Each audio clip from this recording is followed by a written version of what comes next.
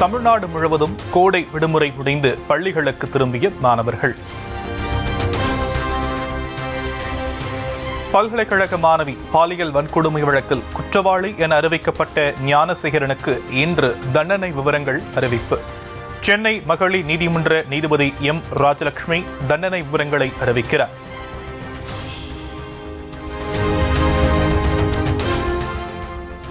தமிழகத்தில் மாநிலங்களவை தேர்தலுக்கான வேட்புமனு தாக்கல் இன்று தொடக்கம். வேட்பு மனுக்களை தாக்கல் செய்ய ஜூன் 9ஆம் தேதி கடைசி நாள்.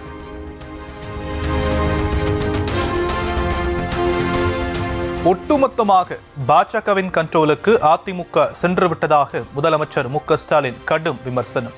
ஒட்டுமொத்த தமிழ்நாட்டையும் பாஜகவின் கண்ட்ரோலுக்கு கொண்டு செல்வதுதான் எடப்பாடி பழனிசாமி துடிப்பதாக குற்றச்சாட்டு. ஒரு கூட்டணிக்கு யார் தலைமை வகிக்கிறாங்களோ அவங்க தானே கூட்டணி அறிவிப்பாங்க. ஆனா அங்க அமித்ஷா அறிவிக்கிறார். இதுல இருந்தே இவங்க லட்சணத்தை புரிஞ்சுக்கலாம். ஒட்டுமொத்தமா பாஜகவோட கண்ட்ரோலுக்கு போயிருக்கு அதிமுக. ஒட்டுமொத்தமா தமிழ்நாட்டையும் பாஜகவோட கண்ட்ரோலுக்கு கொண்டு போகத்தான் பழனிசாமி துடிக்கிறார். அதனாலதான் அமித்ஷா இங்க அடிக்கடி வர்றாரு.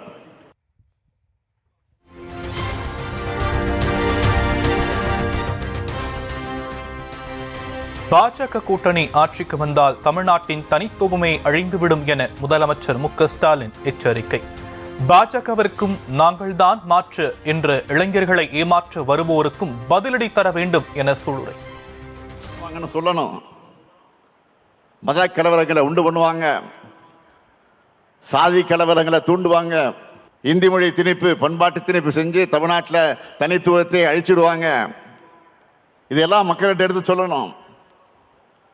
அது மட்டும் இல்லை, புதுசா சிலர் நாங்கள் தான் மாற்றுன்னு இளைஞர்களை ஏமாத்த அவங்களும் ஒரு பக்கம் வராங்க. அவங்களுக்கு நாம் பதிலடி தரணும்.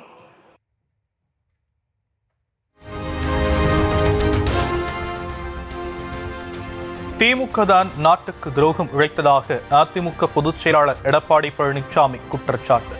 திமுக பொதுக்குழு தீர்மானத்தில் துரோக அதிமுக என குறிப்பிட்டதை சுட்டிக்காட்டி பதிலடி. அனைத்து இந்திய அண்ணா திராவிட முன்னேற்ற கழகம் ஒரு வார்த்தை பயன்படுத்தி இருக்கிறாங்க. அது நாங்கள் இல்லை, அது திமுக தான் இந்த நாட்டிற்கு துரோகம் விளைச்சிட்டு இருக்கு. அனைத்து இந்திய அண்ணா திராவிட முன்னேற்ற கழகத்தை பொறுத்த வரைக்கும் மாண்புமிகு அம்மா அவர்கள் முதலமைச்சர் இருந்த காலத்திலும் சரி, அம்மா மறைவுக்கு பிறகு நான் முதலமைச்சர் இருந்த காலகட்டத்திலும் அனைத்து இந்திய அண்ணா திராவிட முன்னேற்ற கழக ஆட்சியில் சிறப்பான திட்டங்களை நாட்டு மக்களுக்கு வழங்கினோம். சட்ட ஒழுங்கு சிறப்பாக பேணி காக்கப்பட்டது.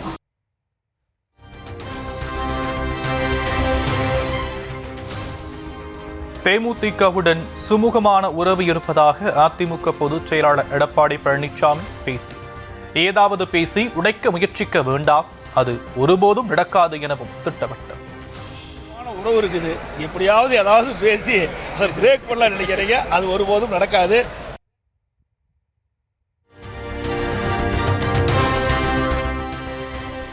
தூத்துக்குடி மாவட்டம் கோவில்பட்டியில் ஒரே இரவில் 2 கொலை சம்பவங்கள் அரங்கேறியதால் பொதுமக்கள் அச்சம். அரை மணி நேரத்திற்குள் இளைஞர், பெண் அடுத்தடுத்து அரிவாளால் வெட்டி கொல்லப்பட்டதால் பதற்றம்.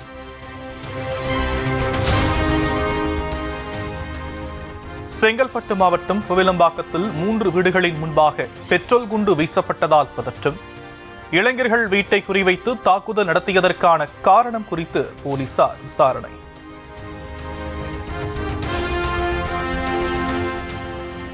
மதுரை மாட்டுத்தாவணி காவல் சார்பு ஆய்வாளர் லத்தியால் தாக்கி இளைஞர் காலை உடைத்ததாக வெளியான செய்திக்கு காவல்துறை மறுப்பு. அடிதடி கொலை வழக்கு விசாரணைக்கு ஆஜராவதிலிருந்து தப்பிக்க இளைஞர் பொய் புகார் என விளக்கம்.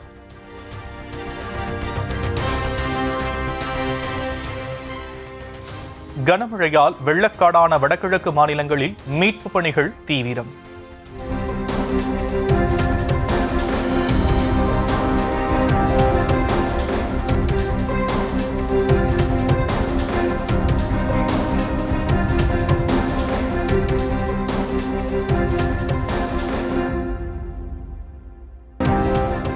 வெள்ளம், நிலச்சரிவில் சிக்கி 34 பேர் உயிரிழப்பு.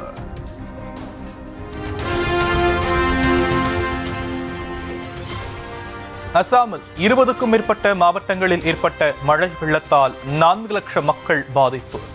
மீட்பு பணிக்கு தேவையான உதவிகள் வழங்கப்படும் என முதலமைச்சரிடம் மத்திய உள்துறை அமைச்சர் அமித் ஷா உறுதி. அசாமின் வடக்கு லக்கிம்பூரில் இடைவிடாத கனமழையால் வெள்ளம்.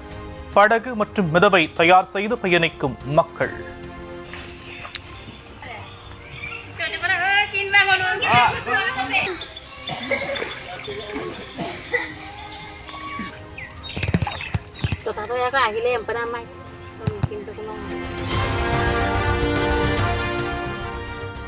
அசாமில் கனமழை கொட்டி தீர்த்ததன் எதிரொலி. பிரம்மபுத்திரா ஆற்றில் அபாய அளவை தாண்டி பாயும் வெள்ளம்.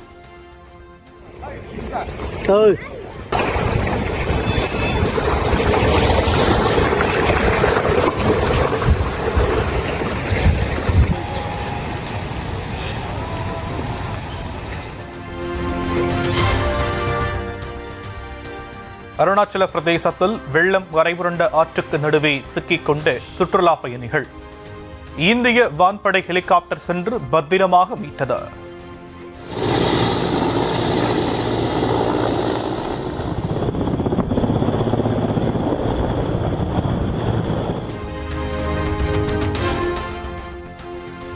அருணாச்சல பிரதேசத்தில் காட்டாற்று வெள்ளம் ஆக்ரோஷமாக பாய்ந்த நேரத்தில் தொங்கு பாலத்தில் மாட்டிக்கொண்ட சுற்றுலா பயணி சாதுரியமாக செயல்பட்டு மெல்ல மெல்ல நகர்ந்து உயிர் தப்பிய திக் திக் காட்சிகள்.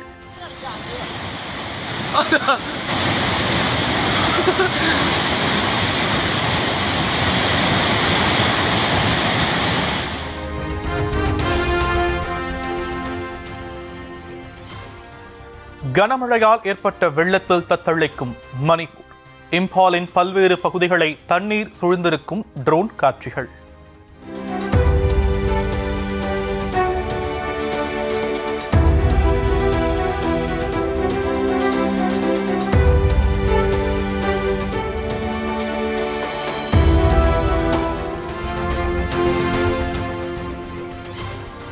தலைநகர் டெல்லியில் வெளுத்து வாங்கிய மழை.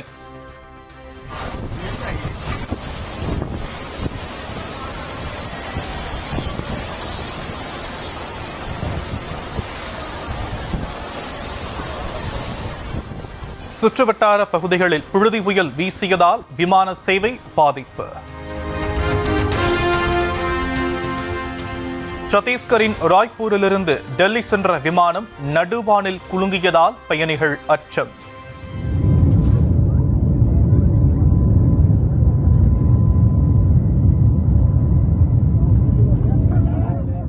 தரையிறங்கும் நேரத்தில் புழுதி புயல் வீசியதால் கடும் சிரமத்தை எதிர்கொண்ட விமானி.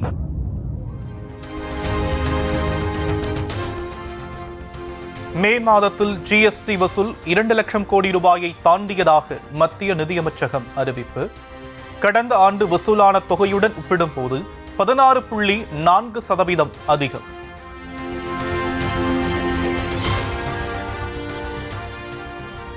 பிரதமர் மோடியுடன் ஆசிய வளர்ச்சி வங்கி தலைவர் மசாடோ காண்டா சந்திப்பு. அடுத்த 5 ஆண்டுகளில் இந்தியாவின் வளர்ச்சிக்கு 85,563 கோடி ரூபாய் வழங்கவுள்ளதாக அறிவிப்பு.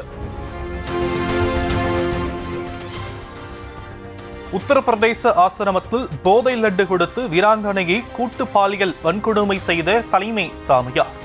4 மாதங்களுக்கு பிறகு தைரியத்தை வரவழைத்துக் கொண்டு டேக்வாண்டோ தடகள வீராங்கனை பரபரப்பு புகார்.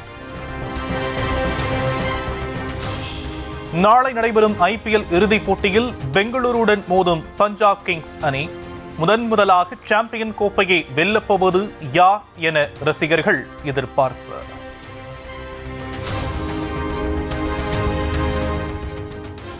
சமாஜ்வாதி பெண் MP பிரியா சரோஜை காதலித்து கரம் பிடிக்கும் இந்திய அணியின் இளம் கிரிக்கெட் வீரர் ரிங்கு சிங். லக்னோவில் வரும் 8ஆம் தேதி இருவருக்கும் நிச்சயதார்த்தம் நடைபெறும் என அறிவிப்பு.